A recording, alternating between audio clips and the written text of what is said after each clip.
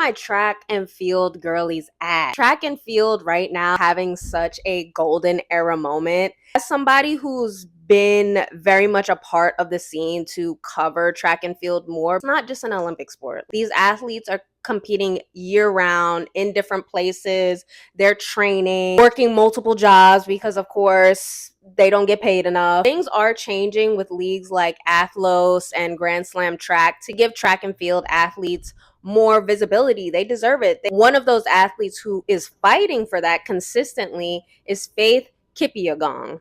Hashtag breaking 4. And she already holds the world record for the fastest ran mile. So she was just trying to get under that 4-minute threshold. And Nike, they did invest a lot of time and money into Faith's attempt at breaking 4. The cameras were on, the lights were on, the competition was happening around her being a headliner, giving her that visibility to be like, listen, I'm making an attempt here and it's very serious, so y'all should tune in. Yes, we should all tune in, no matter what. If it's a breaking 4 attempt, it's her running her race. And Nike, obviously, they committed a lot of science and technology into what she was wearing on her feet, on her body, to make sure she was running her fastest speed and felt super comfortable. Ultimately, she did not end up breaking that record. She got really close. She ran a 4:06 and, some milliseconds. What's ironic is that her doing all of this elevated the look into what it takes for these athletes to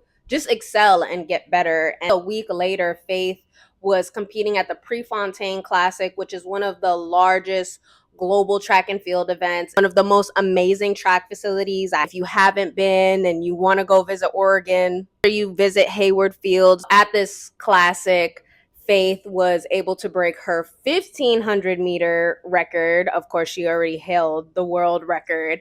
And congrats to Faith for her. If it wasn't one thing, she was going to do it another way. Her fellow Kenyan, Beatrice Chebet, got under the 14-minute mark for the 5,000 meter. The saying goes, a high tide raises all ships. I also have to shout out Julian Alfred, who was the Olympic gold medalist last year. He's been sub 11 seconds for almost 500 days, which is insane. Is she gonna run it back? Is she gonna get that gold again? Another one.